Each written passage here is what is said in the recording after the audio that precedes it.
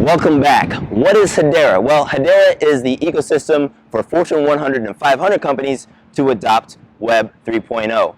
Then, what is HBAR? It's something I'm invested heavily into myself. It is the native cryptocurrency of the Hedera Web 3.0 ecosystem. Go to hedera.com. You can check both of those out. But I'm going to do that for you right now. We're going to talk about both Hedera, HBAR, the cryptocurrency, the entire world of the HBAR ecosystem, and everything that you need to know about it. But of course, it is way too hot out here on this bridge, guys. So let's go down to the studio. I'll meet you there.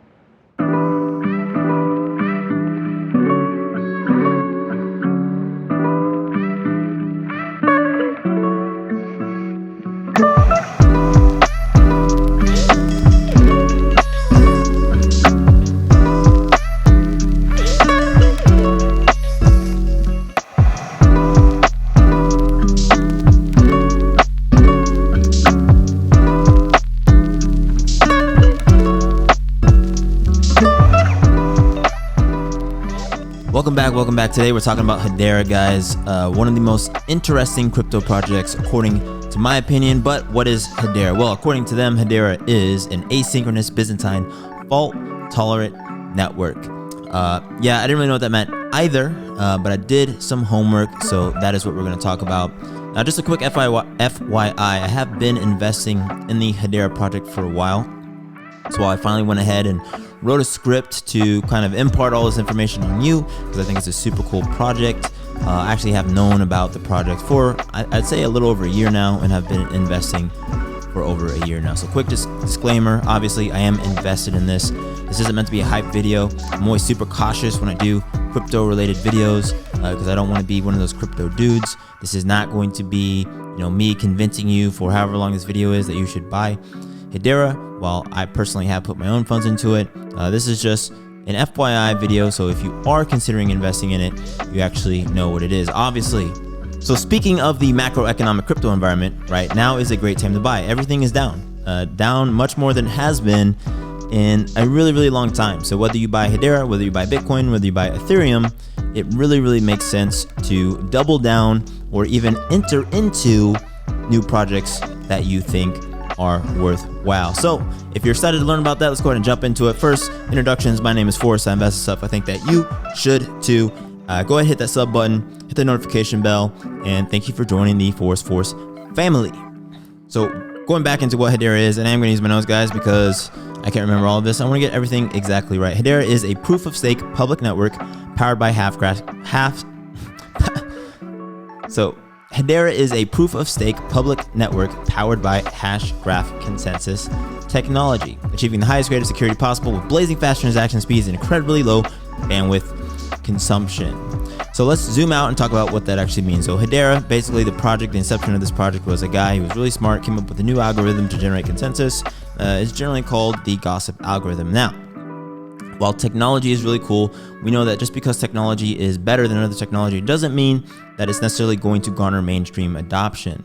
And while a lot of people who are invested in Hedera think that is the reason why it should be the #1 greatest project, I think that it is a reason why it could be the #1 greatest project. But ultimately, consumers do not care about tech being the best. They care about it being useful, consumable, and easy to digest, right? I'll say that again. Consumers do not care about tech being the best. They care that it is easily usable, consumable, and easy to digest, right? I don't want to have to be an expert on cars to get from A to B. Actually, I don't want to know anything about cars. I just want my car to be dope, possibly, if I care about cars. And I want to get in my car and I want it to take me from A to B. And you see that because some of the most popularly sold cars are really simple. And then you have the niche group of people who are car people, right? Exact same with cryptocurrency. Exact same with cryptocurrency utility, right? Moving on. 3 of the big questions I have about that are, what does highest grade mean? How fast is blazingly fast? And what does low bandwidth even mean, right? So we have to actually think about what blockchains are in terms of security, speed, and bandwidth, right? So there's actually a lot of this plays into consensus. A lot of this plays into the different algorithms that each blockchain implements to kind of consolidate or achieve consensus on transactions, right? So consensus is just basically everybody agreeing that a transaction happened on a network. When we talk about high grade security, right, getting hacked is a really, really big problem. One of the biggest ways that we solve hacking in the non-blockchain world is just recourse or insurance, right? Basically, if I invest with a bank, the bank can say, look, somebody might rob our bank. You know, we're going to do our best to keep it secure, but even if they get through every single security protocol that we have, we're going to insure your money up to X dollars, depending on the type of account it is, right? Then there's even like non-standard insurance. You can buy insurance and all types of other things. That doesn't exist in the crypto world, guys. If you look at all the exchanges that shut down, no insurance, money's just gone. And so having security of the highest grade baked into the network is another really, really good reason to pay attention to a project who cares about security and isn't just a hype machine. Actually, one of my favorite things, I noticed when we had a video about Hedera in the community, this is not a very hype community. It's a very chill, you know, people trying to solve business problem community. And, you know, using my background as a guy who works in tech, you know, really selling software and understanding that space and all of the difficulty that is involved in getting large companies to adopt the technology, I think they really, really have a grounded look at this space. Fast. How fast is fast? When we talk about transactions, and again, thinking of consumers, you have to always think of things from the perspective of the end user of a technology. When I push a button to send a payment in 2022, if it's on Venmo, it's on Cash App, right? It's instant. I get a confirmation. Hey, your money's been sent. The other person gets a confirmation. Hey, Forrest just sent you money. That's fast. We need to be able to do that for 10,000 people at once. We need to be able to do that for 50,000 people at once. We need to be able to do that for how many people want to use our platform at once, whatever that number is. One of the current limitations of Bitcoin and Ethereum is that, you know, on-chain speed is super, super slow. They're in the, you know, tens or, you know, thousands of transactions per second. I think Hedera has held on their website, you know, 10,000 transactions per second. You know, than other technology. I think Hedera has on their website 10,000 transactions per second, but I'll verify that and put that up on the screen. But it's very, very fast, and that's due to the gossip algorithm. Low bandwidth, again, in terms of efficiency, energy use, the ability to send data across the network, the ability to do this without having to send a ton of data across the network effectively is low bandwidth, and that's all that means. Very, very simple. Very, very simple concept. Another really cool thing about Hedera is the efficiency of the network, right? So we talked about low bandwidth. Most blockchains think of efficiency in terms of energy use and number of transactions per second. One of the reasons gas fees are so high on Ethereum, for example, is because of network congestion. Higher fees get your transactions done first. Basically, if you're willing to pay more to have your transaction processed, it'll get done first. But then you're just creating a race to the top. Obviously, this creates an incentive within the network to process things and has people building nodes to process transactions, because then you collect the fees, right? But this isn't really consumer friendly. You know, at the end of the day, not everybody has the ability to create a node. And then you also have the fact that a monopoly could exist, right? And monopolies don't have to always be people colluding together, right? The incentives are simply aligned for fees to be high, and so people will inherently always want to charge higher fees. It's in the best interest of people, especially if there's a small number of nodes, to not compete necessarily and keep gas fees high. Doesn't necessarily have to work like that, but you know, those are the outcomes. The outcomes are that fees are high, and the fees are high in Ethereum. We can see it. This isn't like even something that I'm speculating on. Like, Ethereum fees are obnoxiously high. So being able to have a network that has a flat fee, which Hedera does, right? So when you process a fee or process a transaction, on the Hedera network, there's a flat fee in US dollars, and then that just gets converted into whatever that amount is in current HBAR. And we'll talk about HBAR, which is the cryptocurrency for the Hedera network, here in a bit. In terms of highest grade, Hedera is referring to the fact that it is asynchronous Byzantine fault tolerant, right? ABFT means that finality of consensus will be reached with 100% certainty if two things are true. Again, I'm getting this directly from the website. 1, attackers control less than 1/3 of voting power over consensus. And 2, we assume that only messages from an honest node will eventually get through with no assurances about when. And so essentially what they're saying is that due to the algorithm is built, as long as that less than 1/3 of the network is under control of any hacker or nefarious actor, we can always assure that honest messages, this goes into number 2, these are really connected. We can always assure that honest messages will get through, though there's no assurances about time. And they're basically saying that in the event of an attack, right, consensus will happen, but obviously there's going to be transactions could take longer to process, and you essentially would have network congestion, but they essentially would defeat the attack and all the transactions would get processed, which is ultimately what we want, right? First security, then speed, in that order. Super important. Makes sense. I like it a lot. I agree with it, right?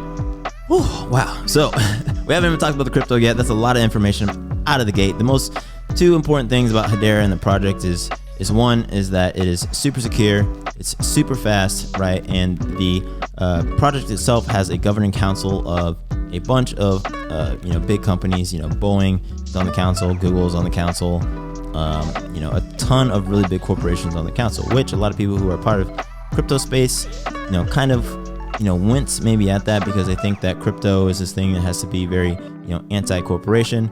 But crypto has never been very anti-corporation, right? The fact of the matter is that any entity can invest in crypto, and the entities with the most investable money are corporations. That's the way it's always been. I mean, look at Tesla as an example.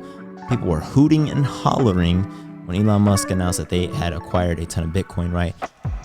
By no means is there a consensus on whether or not people like corporations in the space. And honestly, I think it's people just cheerleading, anti-corporation, even though, corporate investment is really what caused the last rally in the last place. It wasn't retail investors buying, millions and millions and millions and millions and millions of Bitcoin. No, it was companies entering the fray and competing against each other, right? That was the whole last rally, and that's going to be the continued rallies going forward. There's just not enough money in our pockets to drive the prices in this meaningful way, which is going to go into my next topic, which is HBAR. So what can we actually do with the Hedera network? And this is, again, right from their website. Check it out. It says Hedera.com. But you can process payments. You can create tokenized assets. There's fraud mitigation. There's identity services, data compliance services, and then you can also create a permissioned blockchain, right? So of those, I think the ones that are really going to drive utilization and price in a way that we care about as investors is number one, payments, tokenized asset creation at number two, and number three is having a permissioned blockchain. So let's actually talk about that in order, but first is payments, right? And so when you have a payment service, and this is really where HBAR comes in, HBAR so let's talk about those in order, but to talk about those in order, let's actually talk about what fuels the network, which is HBAR. HBAR is the thing that I've actually invested in.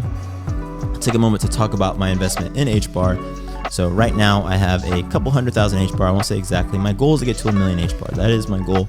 And I think at the timing of this video, that would cost, let's just say, around 6 figures total. I think not there yet. Just going to continue to DCA in. And I think that's a good number. I believe in the long-term life of the project. Again, only invest what you're willing to lose. This isn't necessarily advice for you, but again, I am trying to give advice.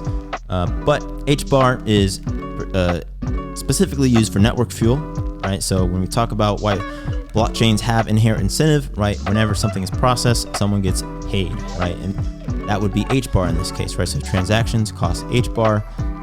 That gets delivered and paid to someone somewhere, and then it's also used for network protection, right? And I think that is probably in a few different ways. We won't dive too much into that, but just think of HBAR as the fuel and underlying asset of the network for everything that happens on the network. And so for something to happen on the network, there's HBAR behind that transaction. So let's actually talk about payments. So payments are the processing of payments. Also the ability to use their smart contract service, which would allow you to build a payment service. More or less, you could build your own payment service if you wanted to. You could really build anything using their smart contract service, building it on a super fast, reliable, secure network, right? That is safer than any other network, it's faster than any other network out there, which has a council behind you, by the way, of some of the world's biggest companies that people know and love, right? These aren't obscure small tech startups, called yippity yap, right? These are legitimate companies like JP Chase, right? People know what JP Chase is. People know who Boeing is, right? People know what Google is, right? These companies are backing this project. So you have a payment service that has inherent credibility, and I think that is a great way to drive utilization, right? And they do it in a way that is almost invisible to consumers, right? Essentially, Hedera creates the service, They could go out to a large bank or a large entity and say, hey, we've created a new payment service for you. And then that just becomes the backbone of the payment service that they're already offering to their customers. And so Hedera really doesn't have to find individual end users as customers. Instead, it's more B2B on onboarding, big corporations who need a modern way to process payments in a secure way in order to improve security, improve transaction speed, whatever the reason is. And then you've automatically onboarded a million users. The transactions per second goes through the roof, and then the utilization drives up the price of HBAR. So that's payments. Tokenized asset creation. And so when you have a super secure network and you think about, I want to make my own crypto, where could I put it on? Obviously, a lot of people do it on Ethereum. There's websites where you can go and push a button, create a cryptocurrency. But it really is just on the Ethereum network. You can do the same thing with Hedera, but again, it would be much faster. You're not limited by the bottlenecks that Ethereum has. You don't have to use a layer 2 network like Ethereum does.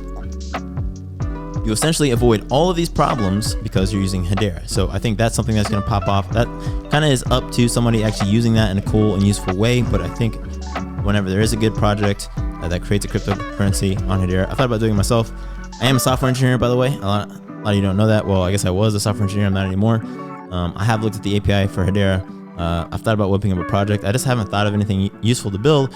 So if you have an idea, I guess leave it down in the comments, and maybe I'll put it on my list of small projects to build. I don't have infinite time, but it's honestly not hard to use. If you're a programmer, go check out the Hedera API. Some very simple services there, listing accounts. You can move money around.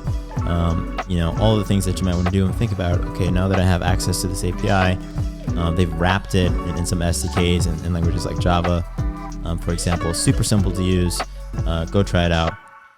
Fast way to get started. But the first interesting company or project that does that will again be the primary driver for bringing end users like myself and you onto the platform, right? So payment processing, I think, will be useful for corporations.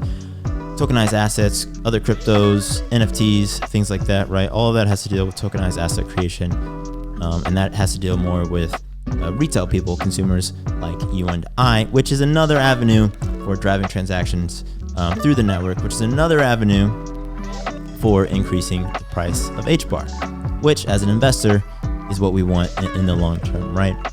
And then having a permission blockchain. This is really, really important when you think of security and you think of mainstream adoption. So there's especially now, there have been so many hacks in the crypto space, which is really, really unfortunate to see.